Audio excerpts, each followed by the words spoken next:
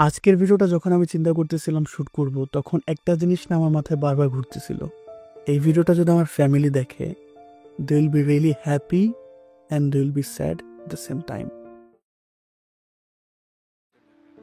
কারণ এই ভিডিওটা আমি আমার লাইফে অনেকবার শ্যুট করছি। আমার এই 5 বছরের বিদেশের জার্নিতে অ্যাজ এ স্টুডেন্ট, আমার এই জার্নিতে আমি অনেকবার এই ভিডিওটা শ্যুট করছি, কিন্তু আমি কখনো সাহস করি না ভিডিওটা পাবলিশ করার। কিন্তু আজকে আমি সাহস করছি ভিডিওটা পাবলিশ করার, এবং এই ভিডিওটা শ্যুট করতেছে অ্যান্ড আই বিলিভ আমি ভিডিওটা পাবলিশ করব। বাট হয়তো বা নাও করতে পারি, বাট আই থিঙ্ক আমি করব। কারণ রিসেন্টলি আমি ইউটিউবে একটা ভিডিও দেখি এবং সেখান থেকে আমার সাহসটা আসে আজকে যে কথাগুলো আপনাদেরকে বলবো সেটা বলার। সো এটা জানার জন্য আপনাদেরকে একটু আমি পেছনে নিয়ে যাবো 2020 সালে, এবং আমার পরিচয়টা আপনাদেরকে দিতেছি, তাহলে আপনাদের বুঝতে সুবিধা হবে। সো আমি নাইমুল ইসলাম নাইম, একজন মার্কেটিং গ্র্যাজুয়েট এবং living in Europe like almost 5 years right now, এবং একজন ডিজিটাল মার্কেটার। সো আমার এই জার্নিটা শুরু হয় 2020 সালে। আমি যখন 2020 সালে বাংলাদেশ থেকে ইউকেতে যাই পড়াশোনা করার জন্য হায়ার স্টাডির পারপাসে, ইউনিভার্সিটি অফ বেডফোর্ডশায়ারে। দেন সেখানে আমি কম্পিউটার সায়েন্সে পড়ালেখা শুরু করি, কিন্তু all of a sudden Covid strike করে, এবং অ্যাজ এ মধ্যবিত্ত ফ্যামিলি থেকে যখন আমি আসছি, আমার কথা ছিল আমার ফ্যামিলি আমাকে 1 বছর টিউশন ফি দিয়ে দিবে, দেন বাকি 2 বছর যে টিউশন ফিস সেটা আমি নিজে থেকে ম্যানেজ করব এবং আমার পড়াশোনাটা আমি নিজে নিজে কন্টিনিউ করব। কিন্তু অল অফ এ সাডেন কোনো কিছু আমার জন্য পসিবল হইল না। কোভিড চলে আসছে, পড়াশোনাটা পুরোপুরি কমপ্লিট করতে পারতেছি না, টিউশন ফির একটা টেনশন মাথার মধ্যে, কি থেকে কি করব কিছুই বুঝতে পারলাম না। দেন আমি almost like after 2 or 3 months আমি অ্যাপ্লাই করলাম বিভিন্ন কান্ট্রিতে। ফিনল্যান্ডে অ্যাপ্লাই করলাম, নরওয়েতে অ্যাপ্লাই করলাম, পর্তুগাল অ্যাপ্লাই করলাম, অ্যান্ড আমি পর্তুগাল থেকে একটা ইউনিভার্সিটির কাছ থেকে রেসপন্স পাইলাম। দে সাইড ওকে, আমরা তোমার ইন্টারভিউ নিব, তুমি ইন্টারভিউতে আসো। আমি অ্যাপ্লাই করলাম, আমি এন্ট্রান্স এক্সাম দিলাম, ইন্টারভিউ দিলাম, অ্যান্ড আফটারওয়ার্ড ইন্টারভিউটা দেওয়ার পরবর্তীতে আমি আমার অ্যাডমিশন সিকিউর করতে পারলাম। অ্যান্ড তারা আমাকে বলল তোমাকে উইথিন 5 days পর্তুগালে মুভ করতে হবে, এবং পরবর্তীতে অনেকগুলো কান্ট্রিতে অ্যাপ্লাই করার পর আমি পর্তুগালে এডমিশন সিকিউর করতে পারি ইউনিভার্সিটি অফ নোভাতে। এখানে হলো আপনার ফ্যাকাল্টি অফ দিরেতো, আমি জানি না দিরেতো জিনিসটা কি। আর এখানে লেখা ছিল আপনার আরও 2টা ছিল, বাট খুলে গেছে, মেবি নোভা এমএস ছিল। দেন সেখান থেকে আমাকে তারা অফার লেটার ইস্যু করে এবং আমাকে তারা বলে তোমাকে ভিসা সিকিউর করার জন্য। দেন আমি ভিসার জন্য অ্যাপ্লাই করলাম, আমার ভিসাটাও হয়ে গেল। কিন্তু অল অফ আ সাডেন আমাকে তারা মেইল দিয়ে বললো তোমাকে 5 দিনের ভিতরে পর্তুগাল আসতে হবে, না হলে তোমার এডমিশন ক্যান্সেল হয়ে যাবে। দেন আমি আমার ইংল্যান্ডের লাইফটাকে ছেড়ে পর্তুগালে মুভ করলাম। So I was living almost like 7 months over that. Then আমি পর্তুগালে মুভ করি। দেন আমি 2024-এ আমার ব্যাচেলার শেষ করি, অ্যান্ড তার পরবর্তীতে আমি সেখান থেকে আমার মাস্টার্সটা কন্টিনিউ করতেছি এখন। এবং এই ছিল আমার পড়াশোনার মোটামুটি হিস্ট্রি, এবং এটা থেকে আমি কিছুটা হলো নিজেকে ক্রেডিবল মনে করি আপনাকে বলার, আপনি যদি ইউরোপে পড়াশোনার জন্য আসেন, যেহেতু আমার 5 বছরের একটা জার্নি, সেখান থেকে আপনাকে কিছুটা হলো আমি ইনসাইটস দিতে পারবো। একজন স্টুডেন্ট হিসেবে যদি আপনি পড়াশোনা করতে আসেন, আপনার পড়াশোনার পরবর্তীতে লাইফটা কেমন হয়, এবং বিদেশে থাকার লস এবং লাভটা কি অ্যাজ এ স্টুডেন্ট হিসেবে। তো দেখেন, বিদেশে থাকার অনেকগুলো বেনিফিট আছে। বেনিফিটের মধ্যে আমার কাছে সব থেকে বেশি ইন্টারেস্টিং এবং বেশি বড় বেনিফিট আমার কাছে যেটা মনে হয়েছে সেটা হলো বিদেশ আপনাকে রেসপন্সিবল হওয়া শেখায়। সো বেসিক্যালি আমরা যেটা একটা স্টুডেন্টের লাইফের কথা বলতেছি, বাংলাদেশে একটা নর্মাল স্টুডেন্ট যে কাজটা করে, আমার ক্ষেত্রে আমি বলতেছি, জানি না আপনাদের ক্ষেত্রে মেবি সেমই হওয়ার কথা।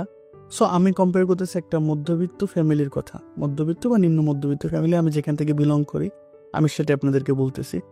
সো আমার ভিডিওটা মেবি তারাই দেখতেছেন। সো তাদের লাইফটা এরকম হয় যে আমরা সবাই আম্মা আব্বুর অনেক বেশি আদরে থাকি। সকালবেলা ঘুম থেকে তুলবে, বাবা খাইছো কিনা, খাও, গালিগালাজ দুইটা করবে, ফ্যান বন্ধ করে দিবে এবং খাবার খেতে ডাকবে আর কিছু। খাওয়া দাওয়ার পরবর্তীতে আমি নিজের মতো যে জিনিসপত্র সবকিছু টেবিলে রেখে আসছি, বিছানা আমি গুছাই নাই, কোনো কিছু আমি করি নাই, আমার ফ্যামিলি, আমার আম্মু সেটা করবে। সো এই জিনিসটা না, আপনি বিদেশ যখন আসবেন সেটা আপনাকে করে দেওয়ার মতো কেউ থাকবে না। সো আপনি নিজে থেকে রেসপন্সিবল হবেন, আপনি নিজে থেকে নিজের ঘর গোছাবেন, নিজে থেকে আপনার খাবার তৈরি করবেন, নিজে থেকে আপনাকে সকালবেলা ডাকারও কেউ নাই, আপনাকে নিজে থেকে নিজের অ্যালার্মে আপনার ঘুম থেকে উঠতে হবে, এবং এই জিনিসটা না আপনাকে লাইফে একটা ট্র্যাকে নিয়ে চলে আসে। সো আপনি যখন কন্টিনিউয়াস এই জিনিসপত্র করতে থাকবেন, আপনি অটোমেটিক একজন রেসপন্সিবল পারসন হয়ে যাবেন। নিজের টিউশন ফি ম্যানেজ করা, নিজের জন্য নিজের বাজার করা, নিজের খাবার তৈরি করা, নিজের ফ্যামিলির কেয়ার করা, সবসময় জব করা, পড়াশোনা করা। সো আপনাকে ওভারঅল না একটা প্যাকেজ বানিয়ে দেবে বিদেশে দায়িত্ববান হওয়ার জন্য। So which is really helpful এবং এটা খুব বেশি আমাদের লাইফে দরকার অর্গানাইজ হওয়া। দেন বিদেশে আপনাকে একটা ফাইন্যান্সিয়াল ফ্রিডম দিবে। সেটা কিভাবে? আপনি বাংলাদেশে স্টুডেন্ট থাকা অবস্থায় আই ডোন্ট নো আপনারা কত টাকা ইনকাম করতে পারেন, বাট আপনি যদি ইউরোপের কোনো কান্ট্রিতে আসেন মোটামুটি আপনি একটা ফাইন্যান্সিয়াল ফ্রিডম এখান থেকে অ্যাচিভ করবেন, দ্যাট ফর শিওর। ভালো কান্ট্রিতে থাকলে, উন্নত কান্ট্রিতে থাকলে ভালো একটা ইনকাম করতে পারবেন। পর্তুগালের মতো কান্ট্রিতে থাকলে মিডিয়াম একটা ইনকাম করতে পারবেন। বাট ইয়েস, আপনাকে ইউরোপ একটা অপশন দিবে ফাইন্যান্সিয়াল ফ্রিডমের। সেটা আপনি যে কোনো ধরনের জব করেন না কেন, মোটামুটি আপনার টাকা পয়সার একটা ফ্রিডম আপনি এখান থেকে পেয়ে যাবেন, যেটা আসলে বাংলাদেশে আমাদের সবার জন্য একটু টাফ হয়, কারণ আমরা স্টুডেন্ট থাকা অবস্থায় তেমন একটা হাই কোয়ালিফাইড জব করি না। বাট আপনি যখন ইউরোপে আসবেন মোটামুটি আপনি জব করার একটা মেন্টালিটিতে থাকেন এবং আপনি এখানে এসে আসলেই জব করবেন। সো অটোমেটিকলি একটা ফাইন্যান্সিয়াল ফ্রিডম এখানে ক্রিয়েট হওয়া শুরু করে। এটা বলতেছে আমি যখন আপনি স্টুডেন্ট অবস্থা, যখন আপনি স্টুডেন্টশিপ শেষ হয়ে যাবে আপনার, যখন আপনি গ্র্যাজুয়েট হয়ে যাবেন, তখন আপনার এই ইনকামের গতিটা আরেকটু বেশি বাড়বে এবং এটা একটু বেশি এক্সেলারেট করবে। তখন আপনি আরো বেশি টাকা ইনকাম করবেন। সো তখন আপনার জন্য অনেক কিছু আরো বেশি অ্যাক্সেসিবল হবে, আরো বেশি ইজি হবে। সো ভিডিওর এরপর যে আপনাদের জন্য একটা অ্যানাউন্সমেন্ট, সেটা হলো those who are really interested তারা চাইলে আমাদের ইগনাইটেড গাইডেন্স প্রোগ্রামে জয়েন করতে পারেন। এই প্রোগ্রামটা কি, এখানে আমরা আপনাকে শেখানোর চেষ্টা করবো how you can apply by yourself for Europe student visa, or you can get also information about work permit. যারা ওয়ার্ক পারমিটের ইনফরমেশনও নিতে চান তারাও চাইলে আমাদের এই প্রোগ্রামে জয়েন করতে পারেন। সো এই প্রোগ্রামে জয়েন কীভাবে করবেন সব কিছু ডিটেলস ভিডিও ডিসক্রিপশনে দেওয়া আছে এবং আমাদের ভিডিও ফার্স্ট কমেন্টে দেওয়া আছে। আমাদের মেইন মোটিভ হল আপনি নিজে থেকে কীভাবে অ্যাপ্লাই করতে পারেন সেটা আপনাকে শেখানো। So please if you are interested check out the description এবং আপনি চাইলে ফার্স্ট কমেন্ট দেখতে পারেন, সেখান থেকে আপনি চাইলে জয়েন করতে পারেন। ইউরোপে থাকার পরবর্তী যে বেনিফিটটা সেটা হলো মোবিলিটি। আর মোবিলিটিটা কেন? আপনি যদি ইউরোপের সেনগেনভুক্ত কোনো কান্ট্রিতে আসেন তাহলে আপনার কাছে সবসময় একটা মোবিলিটি থাকে, আপনি যে কোনো কান্ট্রিতে ইজিলি ঘুরতে যেতে পারেন। And trust me, Europe is really beautiful. আপনি যে কোনো কান্ট্রিতেই যান সেখানে একটা না একটা সৌন্দর্যের সমাহার আছেই। আপনি জার্মানিতে যান, আপনি পোল্যান্ডে যান, আপনি সুইজারল্যান্ডে যান, যে কোনো কান্ট্রিতে আপনি যান, একটা সৌন্দর্যের সমাহার সব জায়গাতেই। ইউরোপ আসলে অর্গানাইজ, অনেক সুন্দর দেখতে এবং এই জিনিসটা আপনাকে আলাদা একটা ভাইব সবসময় আপনার লাইফে দিবে। সো আপনি অনেক জায়গায় ঘুরতে পারবেন, ডিফারেন্ট কালচার ইন্টিগ্রেট করতে পারবেন এবং ডিফারেন্ট কালচার থেকে ডিফারেন্ট জিনিস শিখতে পারবেন এবং আপনার জ্ঞানও বাড়বে, আপনার মনও ফ্রেশ থাকবে এবং আপনি অনেক কিছু এখান থেকে শিখতেও পারবেন। সো এটা one of the biggest reason আমার ইউরোপে মুভ করার। And last but not the least, সেটা হলো সেফটি অ্যান্ড সোশ্যাল সিকিউরিটি। দেখেন ইউরোপে একটা জিনিস হলো যে আপনি রাত 3টা-4টাতেও ঘোরাঘুরি করেন, আপনাকে কেউ কিছু বলবে না, আপনাকে কেউ জাজ করবে না। চিন্তাই হইতেও পারে, ডিপেন্ড করে আসলে আপনি কোন কান্ট্রিতে থাকেন। বাট নর্মালি আপনি যদি ভালো এরিয়াগুলোতে থাকেন তেমন কোনো ঝামেলা হয় না। কিছু কিছু কান্ট্রি আছে, যেমন ধরেন ফ্রান্সে, আমি যখন একবার গেছিলাম প্যারিসে, কিছু ইনসিডেন্ট ঘটে। সো ওইটা আমরা বাদ দিই, ওটা এক্সাম্পল না। বাট মোটামুটি সেফটির একটা ব্যাপার আছে। এবং আরেকটা যে জিনিস হলো, এখানে আপনাকে জাজ করার কেউ নাই। আপনি কি পরে ঘুরতেছেন, আপনি কিভাবে হাঁটতেছেন, কিভাবে কোন জায়গায় যাইতেছেন, কি খাইতেছেন, কি পড়তেছেন, এটা নিয়ে কারো কোনো মাথা ব্যথা নাই। সো এই ফ্রিডমটা আপনি সবসময় পাবেন ইউরোপে, যে কোনো কান্ট্রিতে আপনি যান না কেন। এবং আরেকটা যে জিনিস সেটা হলো সোশ্যাল সিকিউরিটি। ফর এক্সাম্পল, এখন আমি পড়াশোনা করতেছি প্লাস আমি জবও করতেছি। আজকে যদি আমার জব চলে যায় তাহলে পর্তুগিজ গভর্নমেন্টের যে সোশ্যাল সিকিউরিটি আছে, সেগুরান্সা সোশ্যাল, সেটা থেকে আমাকে 60% আমার স্যালারি ব্যাক করবে তারা, until I get my another job. So তারা আমার জবের জন্য চেষ্টা করবে এবং তারা আমাকে সোশ্যাল বেনিফিটও দেবে। এবং এখানকার চিকিৎসাটাও ফ্রি, কারণ আপনি সোশ্যালে কন্ট্রিবিউট করতেছেন। সো আপনার চিকিৎসা এবং এডুকেশন, যদি আপনি পর্তুগিজ সিটিজেন হন তাহলে আপনার এডুকেশনটাও ফ্রি। এবং অনেক জায়গায় যদি আপনি ইউরোপিয়ান সিটিজেন হন তাহলে আপনার জন্য অনেক জায়গায় অনেক ধরনের স্কলারশিপ এবং বেনিফিটস থাকে। সো এইটা একটা বিগেস্ট রিজন হইতে পারে আপনি যদি বিদেশে মুভ করতে চান। সো এত সময় তো আপনাদেরকে বলতেছিলাম বিদেশে থাকার এত বেনিফিট, এত প্রোস, বাট বিদেশে থাকার যে কনসগুলো সেটাও আসলে আপনার জানা দরকার। আমার যে এক্সপিরিয়েন্স সেটা থেকে আমি আপনাদেরকে বলতেছি, এবং এটার সাথে আপনি রিলেট করতেও পারেন, নাও করতে পারেন, এবং এই প্রবলেমগুলো অনেকের কাছে প্রবলেম নাও মনে হইতে পারে, বাট আমার কাছে এটা পার্সোনালি অনেক বেশি প্রবলেম মনে হয়েছে, তাই আমি আপনাদের সাথে শেয়ার করতেছি। এটাতে আপনি আসলে তেমন বেনিফিট বা কোনো রিলেট করতে পারবেন কিনা সেটা আমি জানি না, বাট আমি আপনাকে বলতে চাই। দেখেন, অসুবিধাগুলোর মধ্যে সব থেকে বড় অসুবিধা আমার কাছে যেটা পার্সোনালি মনে হয় সেটা হলো you will miss your family, that for sure.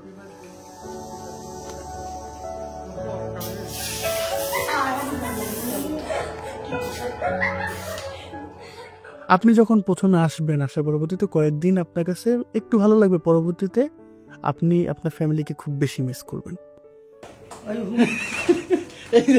এগুলো কোন আমলের জিনিসপত্র? এই যে এই প্রদীপ, আলাদিনের প্রদীপ।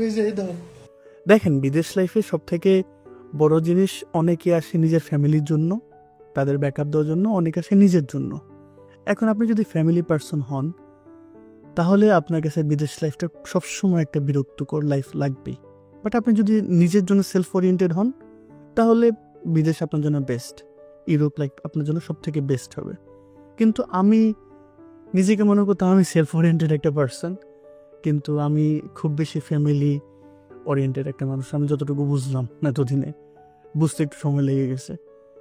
কারণটা কি, আমি দেশে থাকতে আমার মাকে বাবাকে ফর গ্রান্টেড নিয়ে নিছিলাম, যে তারা প্রতিদিন চিল্লাচিল্লি করে এই লাইফে দরকার নেই, আমাকে এটা করতে বলে এটা করতে বলে। কিন্তু বিদেশ যখন চলে আসলাম, নিজের পায়ে দাঁড়ানো শিখলাম, তখন বুঝলাম না, আসলে মা বাবা যেগুলো বলে সেটা আপনার লাইফে কখনো না কখনো এত বাজেভাবে রিয়েলাইজ করায় দেয়, সেটা অনেকের কাছে ভালো হইতে পারে, অনেকের কাছে খারাপ হইতে পারে, বাট বিদেশ লাইফটা আমাকে সেটা শিখাইছে। এবং আমার ফ্যামিলিটাকে আমি সবসময় মিস করি। আরেকটা জিনিস আমার কাছে যেটা খারাপ মনে হয়, যে ধরেন আমার মা এখন অসুস্থ, আসলে আমার আম্মু অসুস্থ, আপনারা দোয়া করবেন তার জন্য। আমি যখন দেশে গেছিলাম, আমি তাকে সবসময় নিজে থেকে ডাক্তার দেখাতে পারছি, তাকে ওষুধ খাওয়াই দিতে পারছি, আমাকে চিল্লাচিল্লি করা লাগে নাই। কিন্তু বিদেশ যখন আসছে, আমি সবসময় একটা টেনশনে থাকি, আমার আম্মু এটা করতেছে কিনা, আমার আব্বু এটা করতেছে কিনা, আমার ছোট ভাই বোন এটা করতেছে কিনা। সো এই যে জিনিসপত্রগুলো, এটা সবসময় আমাকে একটা পেইন দেয়। এবং এই জিনিসটা না আরও বেশি খারাপ লাগে যখন আপনি চোখের সামনে দেখতেছেন কিন্তু আপনি কিছু করতে পারতেছেন না। সো এই কারণে আমার কাছে মনে হয়েছে যে আপনি ফ্যামিলিটাকে খুব বেশি মিস করবেন, এবং ফ্যামিলিটা আসলেই খুবই ইম্পর্ট্যান্ট আপনার লাইফে। দ্বিতীয় সব থেকে বড় ডিসঅ্যাডভান্টেজ আমার কাছে মনে হয়েছে, সেটা হলো বিদেশে থাকার পরে আপনি এখানে খুবই একা, আপনাকে দেখার মতো এখানে কেউ নাই। আপনি যখন এখানে অসুস্থ হবেন না, আপনাকে কেউ দেখবে না। আর ইউরোপের মানুষগুলো না খুব বেশি সেলফিশ হয়। সেলফিশ আসলে কেন বলতেছি, কারণ তারা মানে এত বেশি নিজেদের মধ্যে ডিভোটেড যে আশেপাশে কি হইতেছে সেটা দেখার তাদের কাছে সময় নাই। ইভেন আমি যে বাসায় আছি, এখানে 3 বছর ধরে আমি আছি অলমোস্ট, আমার পাশে ফ্ল্যাটে কি আছে আমি জানি না, এবং তারাও কখনো মানে এটাকে গুরুত্ব দেয় না যে পাশে কি আছে জানার জন্য। এবং আমি মোটামুটি আমার ইউরোপের লাইফে আমি অনেকগুলো কান্ট্রিতে ভিজিট করছি, কিন্তু সবগুলো কান্ট্রিতে আমার কাছে সেমই মনে হয়েছে, লাইক দে আর আনসোশ্যাল বলতে ঠিক আছে, এটা তাদের কালচার অনুযায়ী ঠিক আছে, বাট দেখা যায় যে আপনাকে দেখার মতো এখানে কেউ নাই। ইভেন আরও স্যাডলি ব্যাপার হলো, পর্তুগালে প্রচুর বৃদ্ধ মানুষরা থাকে, বয়স্ক মানুষরা থাকে, এবং তারা তাদের লাইফে খুব বেশি একা হয়। আমি আগে যখন একটা বাসায় ছিলাম, সেখানে এক মহিলা ছিল মারিয়া নামে, এবং সে নিজের বাসায় একা থাকে, তার আশেপাশে কেউ না, তার কয়েকটা পেট আছে, কুকুর আছে, তাদের সাথে সে তার লাইফটা কাটায় দেয়। And all of a sudden আমি একটা জিনিস দেখলাম, যে মারিয়াকে অনেক দিন ধরে দেখা যেতেছে না। কারণ সবসময় দেখা যেত যে বিকালে সে আসতো, আমি তার সাথে বসে আড্ডা দিতাম, আমাদের একটা ব্যালকনি ছিল, ব্যালকনির পাশে সে আসতো, আমার সাথে কথা বলতো, একা মানুষ, আমার ভালো লাগতো তার সাথে কথা বলতে। কিন্তু অনেকদিন ধরে দেখলাম সে নাই, এবং একটা সময় প্রায় 15-20 দিন পরে দেখা গেল যে তার ঘর থেকে একটা বাজে গন্ধ আসতেছিল। অ্যান্ড আমি গেস করলাম যেখানে সমস্যা হচ্ছে, দেন আমি মালিককে কল দিলাম। দেন মালিক কল দেওয়ার পরে তারা ফায়ার ব্রিগেডকে কল দিল। ফায়ার ব্রিগেড এসে আমাদের যে কিচেন ছিল, কিচেন থেকে তার যে রুমটা, সেখানে গ্লাসটা ভেঙে সেখানে গেল, যাওয়ার পরবর্তীতে দেখে যে সে মারা গেছে, এবং তার লাশ পচে গন্ধ বেরিয়েছে। সো চিন্তা করেন এখানকার মানুষ কি পরিমাণ একে, এবং এটা নর্মাল এখানে। সো আপনি যখন মারা যাবেন না, আপনাকে যদি একা থাকেন, আপনাকে দেখার কেউ নাই, ইভেন আপনি অসুস্থ হলে আপনাকে টেক কেয়ার করার মতো কেউ নাই। আপনি অনেক বেনিফিট পাইতেছেন, কিন্তু আপনি দিন শেষে একাই, আপনাকে দেখার মতো কেউ নেই। হ্যাঁ, আপনি যদি ফ্যামিলি নিয়ে আসেন তাহলে ব্যাপারটা অন্যরকম। আমার পরবর্তী যে কনসটা মনে হয়েছে সেটা হলো লাইফ ইজ নট কমপ্লিট এখানে। আপনি একটা জিনিস ভালোভাবে যদি চিন্তা করেন, এটা একটু ফিলোসফিক্যাল একটা সাইড। আসলে আপনি বিদেশ আসছেন হয়তো বা ফ্যামিলির জন্য আসছেন বা নিজের জন্য আসছেন, কিন্তু আপনি যদি নিজেকে একটা সোশ্যাল পার্সন মনে করেন, যে মানুষ, আমি তো একা লাইফে থাকতে পারি না, আপনার আশেপাশে কি হয়েছে সেটাতে যদি আপনি এঙ্গেজ না থাকেন, আপনার ফ্যামিলি, আপনার কাছে মানুষরা যদি আপনার সাথে নাই থাকে, এই লাইফটা না আমার কাছে কমপ্লিটলি ইনকমপ্লিট মনে হয়, যে এটা আসলে কোনো মিনিং নেই। অনেকে আছে এখানে আমি দেখি, প্রায় অনেক বয়স্ক মানুষ আছে পর্তুগালে, তারা 46-50 বছর বয়স হয়ে গেছে তাদের, কিন্তু তারা এখনও কাজ করে যেতেছে। অনেকে মারাও যেতেছে, অ্যাক্সিডেন্ট করতেছে, অনেকে হার্ট অ্যাটাকও করছে, তার লাশটা দেশে পাঠানোর মতো এখানে কেউ নাই। সো এত কষ্ট করতেছে, এত ঝামেলা করতেছে, এত কিছুতে সে নিজেকে ইনভলভ রাখতেছে, কিন্তু এন্ড অফ দ্য ডে সে তো কমপ্লিট না। তার লাইফে যার জন্য করতেছে সেই তো তার কাছে নেই। সো আমার কাছে এটা একটু খটকা মনে হয়েছে, এটা নিয়ে একটু চিন্তা করতে পারেন। And last but not the least, সেটা হলো এই বিদেশে থাকার পরবর্তীতে একটা জিনিস আমার কাছে রিয়েলাইজ হয়েছে, সেটা আপনার অনেকের কাছে প্রবলেম নাও মনে হইতে পারে, বাট আমার কাছে একটা সব থেকে আমার লাইফের বিগেস্ট থ্রেট মনে হয়েছে, যে আমি আসলে কোনো জায়গারই না, বাংলাদেশেরও না, বিদেশেরও না, আমি কোনো জায়গারই না। বিদেশে থাকলে আমি এখানে ইমিগ্রেন্ট, বাংলাদেশে গেলে আমি বিদেশি। সো আমি বাংলাদেশে 2বার গেছি, তারা আমাকে যাওয়ার পরবর্তীতে দোস্ত তো বিদেশ থেকে আসছে, বিদেশি আসছে, এটা সেটা বন্ধুরা আমার সাথে মজা করতেছে এবং তারা সিরিয়াসলি বলতেছে, এবং তারা এত বেশি এক্সাইটেড যে বিদেশ কীভাবে যাবে আমাকে এগুলো নিয়ে জিজ্ঞাসা করা শুরু করছে। এবং আমার বন্ধু আমাকে বারবার কল দিয়ে জিজ্ঞাসা করে কীভাবে তুই অ্যাপ্লাই করছো, কীভাবে কী কী করতে হবে। এবং যেহেতু ভিডিও টিডিও বানাই, তারা আরও বেশি এক্সাইটেড এইসব জিনিসপত্র জানা নেই। যখন বাংলাদেশে গেলাম তখন বিদেশি আমি মাত্র গেছি, আমাকে যা জিজ্ঞাসা করা শুরু করছে, কবে ফেরত যাবি, কবে তোর রিটার্ন টিকিট। সো দেখা গেছে যে বাংলাদেশে কখনোই আমি মানে সেই দেশি যে ফিলটা সেটা আর কখনোই পাইনি। 2বার গিয়ে আসছে দেশে, কখনোই সেই ফিলটা পাইনি। ইভেন ফ্যামিলিও মনে করেন যে ধরে রেখে দিচ্ছে যে ফর গ্রান্টেড, যে আমি আবার ব্যাক করবো, চলে যাব। সো এই একটা যে প্রবলেম সেটা আমার কাছে মনে হচ্ছে। এবং বিদেশ আসার পরবর্তীতে যেখানে আপনি জব করেন, যেখানে আপনি পড়াশোনা করি বা যাই করি না, এখানে দেখা যায় যে আমি ইমিগ্রেন্ট, কারণ আমার এথনিসিটি, আমার কালার, এগুলোর জন্য আমি কখনোই পর্তুগালে থেকেও পর্তুগিজ সিটিজেনশিপ পাইলেও আমি কখনো পর্তুগিজ না, আমি কখনো ইউরোপিয়ান না। সো এই একটা জিনিস আমার কাছে পার্সোনালি মনে হয়েছে এটা আমার জন্য একটা থ্রেট, কারণ আমি আসলে কোনো জায়গারই না, অনেকটা কচুরি পানার মতো, এই জায়গায় ভাসতেছি, ওইখানে ভাসতেছি। তো এই ছিল মোটামুটি আমার একটা ইনসাইটস আপনাদের বলার জন্য। এবং এই ভিডিওতে ভিউজ আসুক না আসুক আমি আসলে চিন্তা করি না, কারণ এই ভিডিওটা আমি আসলে আমার মন থেকে বানাইছি, এবং এই ভিডিওটা আমার বানানো সব থেকে বেস্ট একটা ভিডিও। আর এই ভিডিওতে আমি একদম ফিল্টার ছাড়া কথা বলছি। আমার কাছে সব থেকে ভালো মনে হয়েছে, যেটা বেস্ট মনে হয়েছে, যেটা আমার লাইফে, সেই স্টোরিটা আপনাদের সাথে শেয়ার করছি। তো আপনাদের কি মতামত সেটা অবশ্যই আমাকে জানাবেন। আমি জানতে চাই যে আসলে আপনি কতটুকু রিলেট করতে পারছেন আমার প্রবলেমগুলো, বা আপনার কাছে আদৌ কি আমার যে প্রবলেমগুলো আপনাকে বলছি সেটা রিলেট করার মতো কিনা।